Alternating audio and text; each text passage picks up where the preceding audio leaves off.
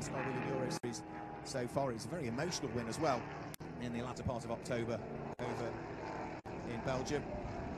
As they thread their way through turn number 8 now, it just looks as though the battles that were close are just beginning to settle down, unsurprisingly, because we are, of course, now on lap number 12 at this stage. You can see that locked break from Marconia Bru.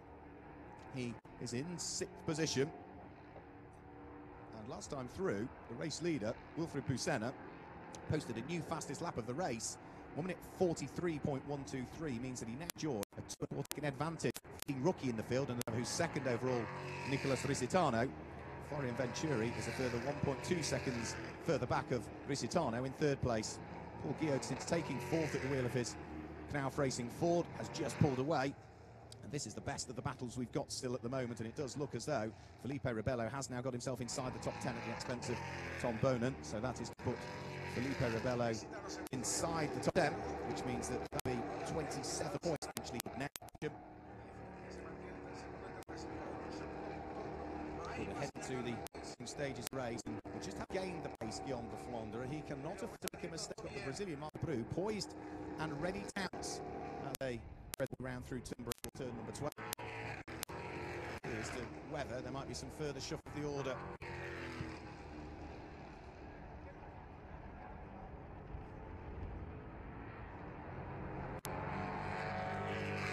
Apologies if you're watching the stream and you're getting some interference with your pictures. We're getting exactly the same issue at this end.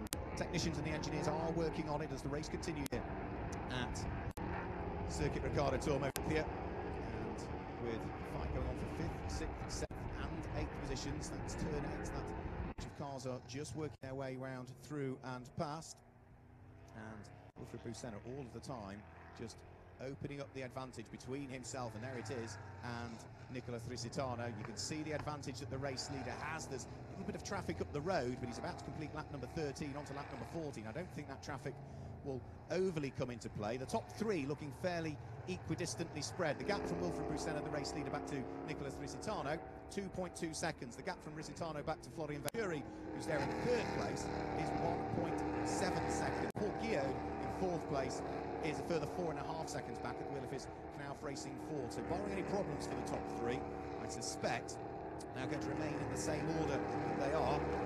Well, for Wilfried Busenna, 3 laps to go is all he has got between himself and what would be a double victory here in the Elite 2 division of the 2018 NASCAR Whelen Euro Series. He secured victory also by second at 0.8 of a second advantage that Wilfried Busenna had with himself and minutes ago. So, well, looks as though he's built a comfortable advantage now and can just afford to control the pace between himself and that car there, the number 8 car in the hands of Nicolas Risitano, who sits there in 2nd. There's a 32 car in the hands of Florian Venturi. Of course, he's sitting there in 3rd place with his Go Fast Racing Ford Mustang. That will mean that he will finish on the overall win yet again as he did yesterday, but it won't be a Rookie Cup win for today. It will be 2nd in the Rookie Cup. Car ahead of the road in 2nd. Is currently leading the Rookie Cup, leading the Legend Cup at the moment. It's in 12th place. Number 78, Jerry Zvert, who is leading the Legend Cup, and it's Carmen Boix-Gilles in 3rd place. That is the leading competitor in the Ladies' Cup. So the Legend Trophy looking as though it's going the way off for Legend Trophy champion Jerry Zvert. There goes the fight for 6th and 7th place. Marconia Bru still fighting away with Kenko Mura, trying to close the gap on the car of Guillaume de Flandre that sits just ahead of him. So it's the Chevy, then it is the number 40 Ford that is coming under increasing pressure from the Toyota. So 3 different body shapes in the NASCAR Whelen Euro Series, all busy fighting away for position. Kenko Mura really closing up onto the coattails of Marconia Bru as they head round through Aspar, which is turn number 1. And as they head out the corner, there's no real opportunity. But have a look at Doohan as they head to the breaker forward. And, well, Kenko Mura, he was looking to try and squeeze way up the inside and has been able to stay to take place now with just a pull of laps. So 9 now, up towards 10. Is the wheel going to lock again? There you go. Every time we've seen that, and that must mean now that surely for Marconia Bru, those BF Goodrich tyres are feeling rather second-hand. He's done what he can, but there's clearly some sort of problem with that car because he has done it lap after lap after lap after lap. And as a driver, if you're doing that, you'll try and change your driving to prevent that happening. And I would say without question Marconi Abreu is doing exactly that, but it's just not having the effect to stop that front right wheel locking on him, and that must mean that on an anti-clockwise circuit where that right front wheel is loaded up more than the front left would be, that tyre, I would imagine now, is probably going to be very happy to see the end of the race, which is now just a lap away. White flag has been received by Wilfried Busenna. He has got a 2.8 second advantage heading onto this, the final lap of the race between himself and Nicholas Risitano. It does look as though it is going to be a double win for Knauf Racing, a double win for the Ford Mustang, and a double win for Wilfried Busenna. And as he heads up towards turn 6 for the final time, he can just afford to manage the gap, a few hundred revs less each time. Just be a little bit more careful with those gear changes, a little bit more careful as to how hard you press the brake to prevent snatching one of them, and round through the kink at 7, onto the brakes at turn number 8, where the circuit really starts to fall away. An adverse camber that drops away on the exit of the corner, staying nice and neat and tidy within the confines of the circuit that they were told by the race director. Up towards turn number 11 for the final time, so just 3 corners to go for Wilfried Busenna, and well, for him it certainly looks as though he has been the class of the field here at Circuit Ricardo Tormo in Valencia for rounds 1 and 2 of the 2018 NASCAR Whelen Euro Series Elite 2 division. Up towards turn number 13, and then onto the brakes at Adrian Campos for turn number 14. Well, having to wait for his first win since Brands Hatch in 2014. A bit like buses, you wait for one and 2 come along at once. It is Wilfried Busenna that claims a double win here in Valencia in the NASCAR Whelen Euro Series Elite 2 division. In second place, but a Rookie Cup win and an overall podium for Nicholas Risitano on his debut in the NASCAR Whelen Euro Series. And Florian Venturi doing great things again for Go Fast Racing. Wilfried Busenna celebrates with some donuts down at turn number 1. He and the Knauf Racing team will be very, very happy indeed with a double win here in Valencia. And well, that is going to put him, of course, subject to official confirmation, right at the top of the championship scoring as we head towards Franciacorta in Italy for the 3rd and 4th races of the season in Elite 2. Florian Venturi then finishing in 3rd position. Paul Guillaume at the wheel of the number 73 Knauf Racing Ford finished in 4th place. 5th place, what a drive from 19th on the grid for the Memphis Racing Chevy in the hands of Guillaume de Flandre. 6th place for car number 2, which is the first and the only Toyota that's going to come over the start-finish line with the problems for Ulysses Delso, even on the green flag lap. But Kenko Miura finishes in 6th place. He will complete the Rookie Cup podium.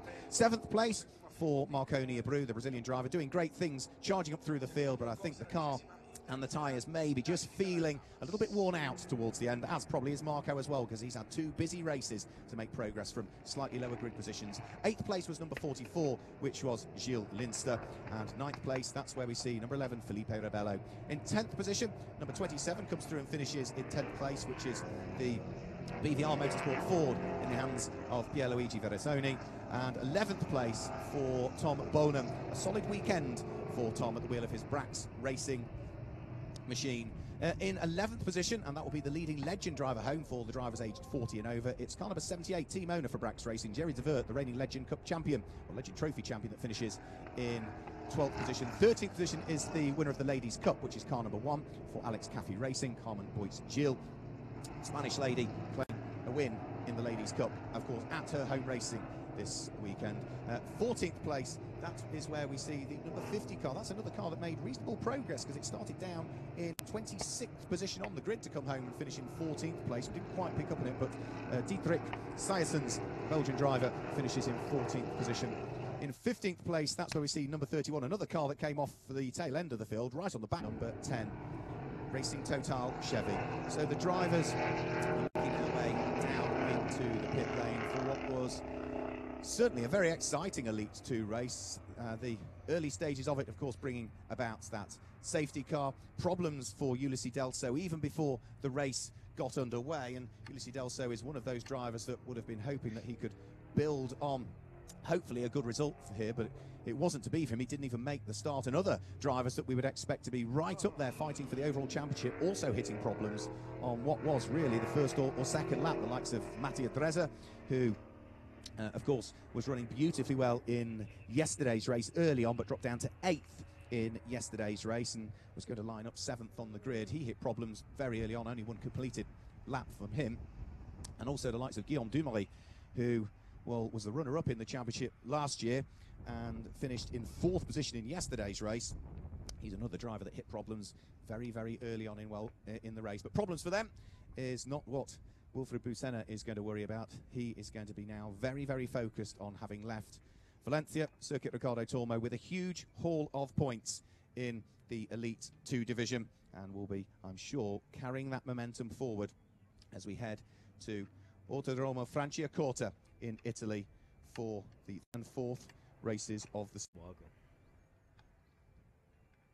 So the drivers clambering out of their cars, the celebrations in the victory lane are about to take place. The podium is ready as well for our drivers here at Valencia, and what have been ideal conditions. The temperature just starting to rise now. Beautiful day. There's hardly a cloud in the sky here in Spain, but this time of the year the ambient temperature not too high as well, which will please the drivers and the teams, and the cars will like that as well, that it's just that little bit cooler this time of year. And not to say that it's not going to be very warm inside the cars with the heat soak that will be coming out of the engine bay from the V8 400 brake horsepower engines that power all of the cars in the NASCAR Whelen Euro Series. And of course, remember that whilst that is the final race here for Elite 2 drivers, the Elite 1 drivers will be back out. If you're watching us in Europe, we will start our coverage at 2:20 p.m. Central European time. And if you're watching the coverage in America, then it's 8:20 a.m. Eastern time in America, if you want to catch what will be the final race of the weekend here in Valencia, Circuit Ricardo Tormo, and that of course will be round 2 for Elite 1 in this year's championship. So the drivers are out of their cars. Our roving reporter ready down in the pit lane to grab Wilfried Busenna as and when we can. We will probably end up with Wilfried speaking in French, and hopefully Tomo Ferrando again, who was the reigning Elite 2 champion, acted as interpreter for us yesterday and can relay exactly the thoughts and the comments and what Wilfried Busenna feels about a double victory here at Circuit Ricardo Tormo.